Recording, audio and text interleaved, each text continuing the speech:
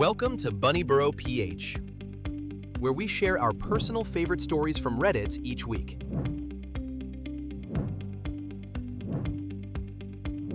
Here's our top 3 no sleep stories from Reddit. Number 3. My neighbor is one of those annoying wannabe YouTube personalities. Over the years, I've seen him cough out cinnamon, lie flat on the hood of his car as it slowly creeps down the driveway, and douse himself in lukewarm water, all while screaming, "Epic win," "Epic fail," or "Fuck, epic maintenance of the status quo," for all I know. It can get tiring watching him go about his shenanigans in the pursuit of viral fame. So when he knocked on my door the other day, told me he was going away for a few weeks, and asked me to get his mail, honestly, it was a relief. I can't explain the peace of mind I felt knowing I didn't have to brace myself for any of his stupidity for a while. I was always afraid that his stunts would wind up bleeding over into my life. Things were pretty normal for the first couple of days. He received a few bills, a bit of spam, and what I could only assume was a birthday card. Then one evening, I got home to find a cardboard box waiting on his front porch. In big red letters were the words, "Return to sender." I'm no small fry, but I admit I had trouble lifting the box on my own. It was really freaking heavy. Lugging it across the road to my house was even harder, and I quickly realized there was no way I was going to drag it up the stairs and through my front door. I decided I'd leave his package in my garage. It wasn't like I kept my car in there. The garage door was a piece of shit that refused to open without a good tug and a whack. It was less trouble to leave the car in the driveway than to fight the garage door every morning and night. In hindsight, I should have set the package down while I struggled to open the tricky door, but you know how it is. When you've got a good grip on something, there's no point in setting it down if you don't have to. It was as I kicked the door for a third time that I lost my grip on the package and it fell to the ground. I heard a light crack inside. Shit, I cursed. I hoped I hadn't broken anything important, but figured I just wouldn't tell my neighbor about it and let him assume the damage happened in transit. Hands-free, I finally managed to get the garage door unstuck, and boy, did it screech in protest as it rolled up and over me. I dragged the box the rest of the way, setting it in the corner for whenever my neighbor came back to claim it. Then I forgot all about it, until a few days later. I'm not sure exactly how long it took for the smell to waft in from the crack under the garage-to-house door, but it came in gradually. It was a sickly sweet odor, similar to a skunk, and for the first few days after I noticed it, I genuinely assumed that's exactly what it was. Roadkill that had left its mark on my house. It was only when I realized the scent was growing more intense instead of fading that I went looking for the source. That's when I opened the garage door, and that's when the odor knocked me back. The culprit wasn't hard to identify. The only change in my garage was the box in the corner. I remember thinking it must have been one of those meat of the month subscription boxes. The meat must have gone rancid from being left out of the fridge for so long. How much meat could have been in there for the box to be so large and heavy? An entire freaking cow? I covered my nose as I approached the box, a pair of scissors in my hands. I probably wouldn't have needed them to open it, as it had become soggy enough at the bottom to poke through with a finger.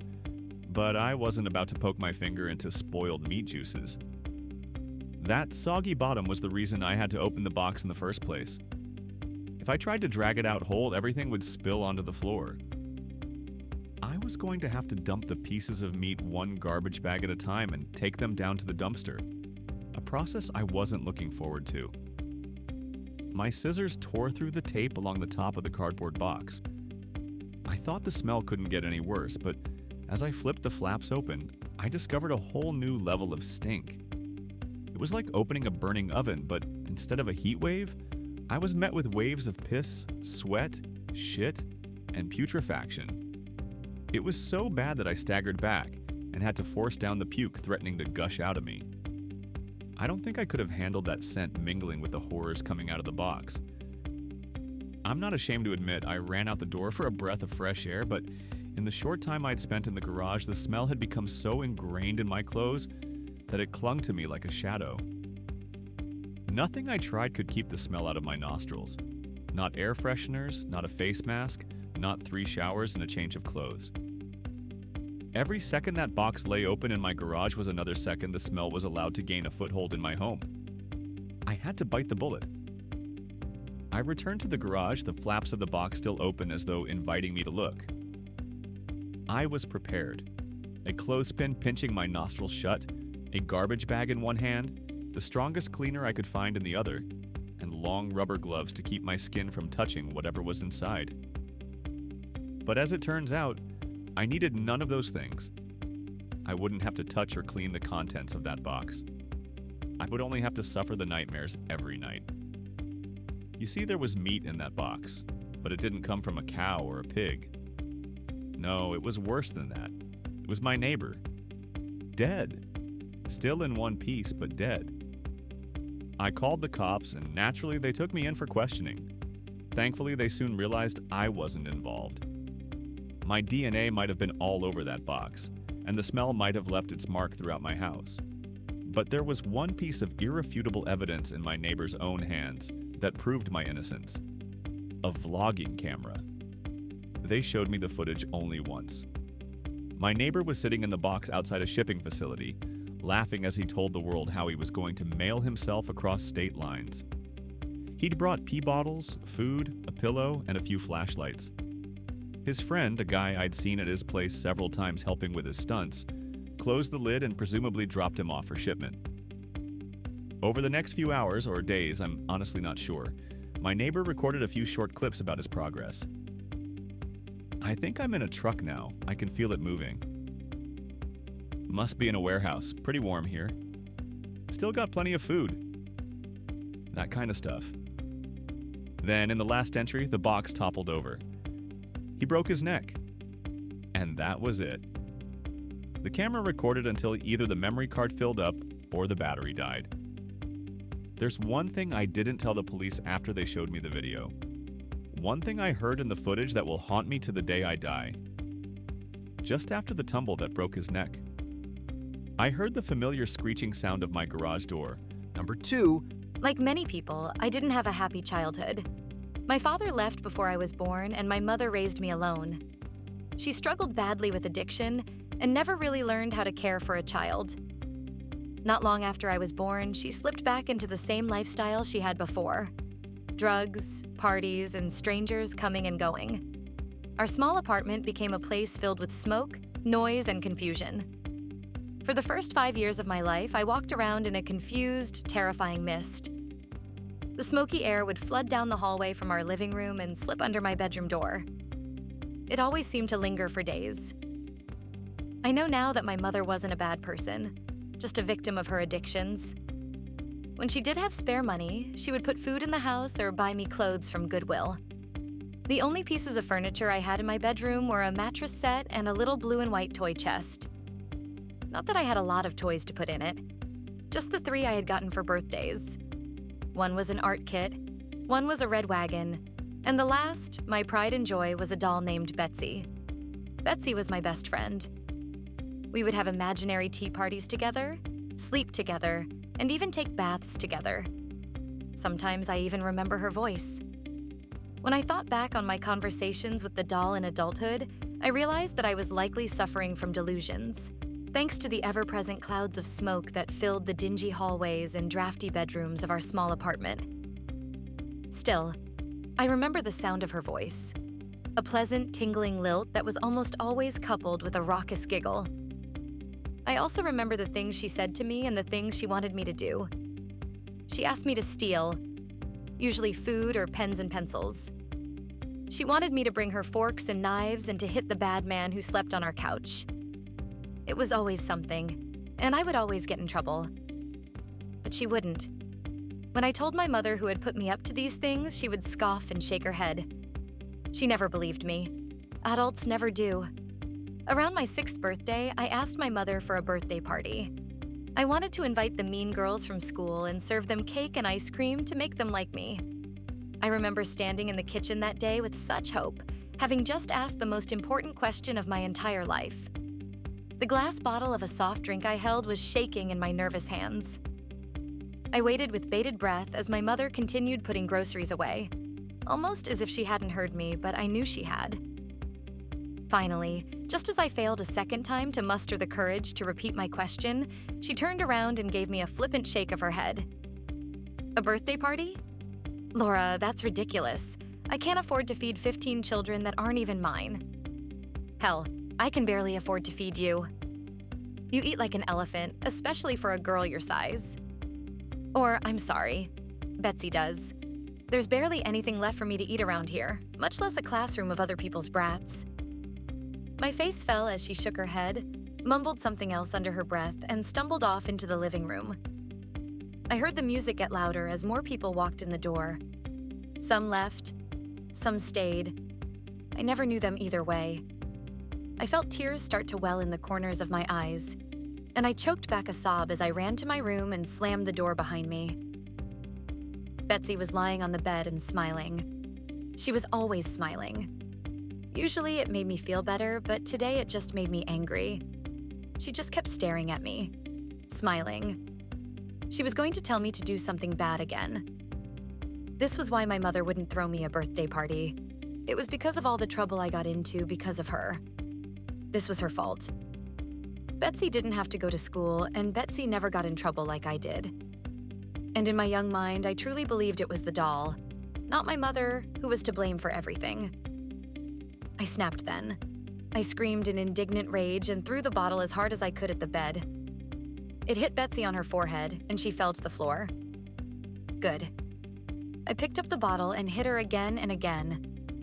I thought I heard her laugh, and I hit her harder. Then I laughed. When my rage was spent, I dragged Betsy to my toy chest and threw her in. I slammed it shut and kicked the chest against the wall. I never wanted to see Betsy again. Ever. I never owned another doll after Betsy. About a week later, the police came, and two nice ladies took me to live in a new home in a new state with food and toys and no drugs. The trunk went into storage and the wagon disappeared. I never saw my mother again. As I got older, my foster parents admitted that she was in jail, serving 25 years. But slowly, I began to heal. I focused on doing well in school, and I ignored my mother's letters from prison. She reached out to me several times in my 20s as well, but I always declined her calls. That is, until this morning. I'm 30 now, with my own children and a loving, honest husband. I have a beautiful house, 2 dogs, and a career as a social worker, trying to make a difference for kids who have it bad like I did. I'm happy, I'm steady, and I'm content.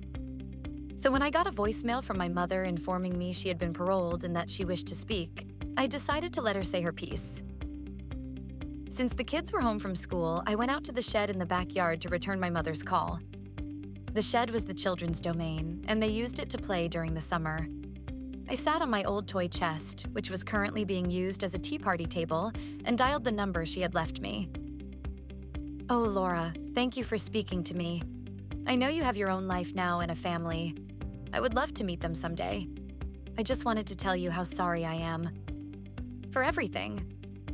Mother, you are not meeting my kids. Ever. And since you called me, I am going to say what I have needed to say for years.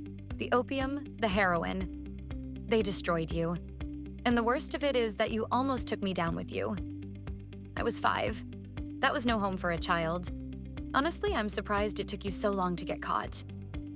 Laura, I know how it seems, but I honestly know nothing. Look, it hardly matters, and I do understand why you would feel that way. Why you would hate me and not want me to meet your little ones. I learned a lot about forgiveness while I was away, and just... Oh, Laura, I am so sorry about Betsy. Betsy? I paused, confused. Why would you care about her? I know, Laura.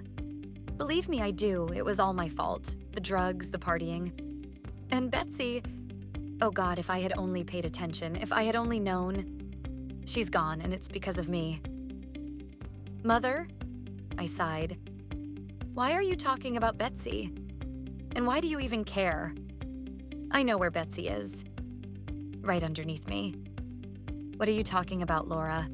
Oh God, where is she? I shifted uncomfortably. Well, Betsy's in the trunk, where she's always been. There was a beat of stunned silence. What do you mean your sister's in the trunk? Sister? What the hell are you talking about? Back on drugs so soon? That's a record, even for you. Betsy is a goddamn doll. I locked her in my toy box a few days before you got arrested for possession. Laura, oh God, no, Laura, what have you done? I wasn't arrested because of the drugs, Laura. I was arrested because of Betsy's disappearance. You always called her your little doll, but we thought you knew. Oh God, we thought you knew, Laura. No. What have you done to my baby? My mind went blank. Without emotion, I set the phone down beside me and stood up. I could hear the muffled sound of my mother's anguished cries and feel the dark clutch of possibility in my chest. Memories stirred in the back of my mind, threatening to flood forward into my consciousness. They pushed against a door in my mind that had been locked so tightly for so long that I had forgotten it was even there. Was it even possible? Could the trauma and the opium have really led me to believe that a small child was actually a doll? Begging for food and utensils, asking me to protect her from the bad man? No. I slowly turned around and lowered my eyes to the makeshift tea party table. Surely it was too small. You couldn't fit a person in there. You couldn't. But then, what about a very small, starving, emaciated child? Would she fit? Would an investigator even bother looking for a person in this chest? I knew I wouldn't. It was just too small. And I was sure we had opened the toy box at some point over the years, hadn't we? Or had something, buried in the dark recesses of my memory, always stopped me? I couldn't remember ever seeing it open. I knelt to the ground and opened the clasps. It would be better not to look. After all that I had overcome, this new life I had built for myself, it could all be undone by opening this toy box. I shouldn't open it. I should throw it in a landfill and forget it ever existed. I should not look inside. I opened the chest. I never had a doll. My mother could never afford to buy me one. I never had a wagon either, for that matter. But I did have a toy box. A pretty blue and white toy box. And when I was 5, I beat my little sister to death and put her in it. Number 1. I've been having trouble sleeping ever since my husband passed away a couple of years ago. Most nights it's just hard to fall asleep, but then there are nights when I can't manage to keep my eyes shut without crying. The nightmares are the worst, though. He passed after several grueling days in the ICU following a car accident. The images of his mangled face and swollen eyes haunt me. I feel like they haven't been as bad recently, but there are still nights when I wake up in a panic, running to the bathroom to throw up, as if I could purge the memories by vomiting enough. I tried a lot of grieving techniques, journaling, meditation, sitting at the grave talking to him, reconnecting with old friends, hanging out with his family to feel close to him, anything. Finally, I relented and looked into grief counseling. I showed up to a group counseling meeting for widows. The women there were nice, despite my not realizing I was supposed to meet with a grief counselor beforehand. I assume it was their way of weeding out any creeps or scammers. There was a major problem, though, when I arrived. I was in my 20s, and everyone else there was in their 50s. They coddled me as soon as I entered, with plenty of, "Oh, you poor baby," and "You're so young." The entire thing felt like a joke. It's not like there's a widow competition, but these women had houses paid off and children to keep the memory of their late husbands alive. I felt petty and disgusting at the resentment growing inside me as I listened to them. All I had was medical debt and nightmares to remember him. By the end of the meeting, I felt even more alone than when I entered. After the other women left, I sat on the bench outside and called my friend to tell them about my experience. They echoed my own worries that I was being too harsh on these women who were so kind to me. As the phone call continued, a smiling young woman approached me. "Hi, can I speak to you after you call?" Yeah, sure. Sorry, I'll call you back later." I hung up the phone. "You didn't have to rush off your call." "No, it's all right. Was I being too loud?" "No, not at all." Her smile was so warm. "I'm Sienna. I overheard your call and wanted to invite you to the grief counseling my friend and I host. It's not specifically for widows, but it is for young women." I didn't want to consider trying a new group already. The shattered hope from the one I just visited felt like a fresh wound. This felt like the universe was mocking me. I shook my head. I think group counseling just isn't for me. Sienna's smile widened a bit more, as if she was having trouble keeping it natural. At least take a flyer? Sure.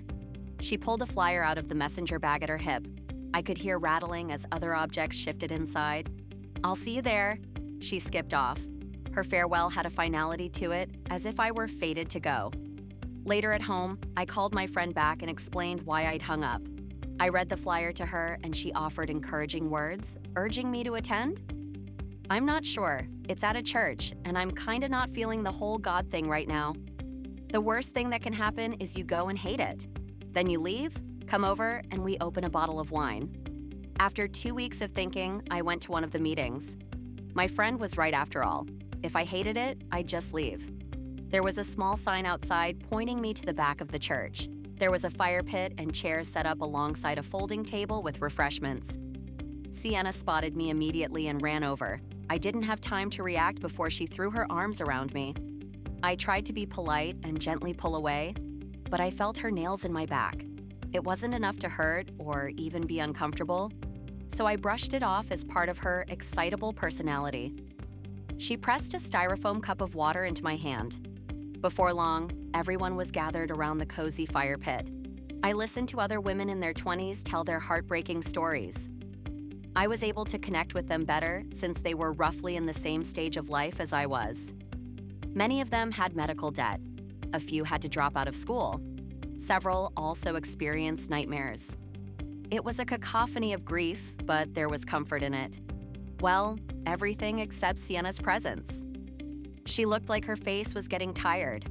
I often saw her eyes light up as the other women broke down and cried. "Do you want to step inside, Lauren?" Sienna was up in a blink, helping the other woman stand. Soon they were inside the church, and I swear I saw her smiling as she closed the door behind them. After about 10 minutes, Sienna returned. She needs some time alone. I'll check on her after the meeting. When everyone packed up to leave, I asked a couple of the women near me, "Is Lauren going to be all right?" The woman sitting to my right responded, "Probably not, sweetheart. It happens a lot. Someone breaks while telling their story, and then they stop showing up entirely." "What about if you message them?" Another woman replied. "I tried messaging one girl on Facebook. She never replied. Sienna said people get embarrassed once they stop attending." I attended the next 3 meetings. The same thing happened each time. A young woman began her turn to share, started sobbing, and Sienna ushered her inside the church. Each time, they never attended another meeting. I was on my 5th meeting when I noticed Sienna staring at me as I grabbed my water cup from the table. I took my usual seat, trying not to acknowledge her. 2 people were sharing deeply, and her eyes were back on me.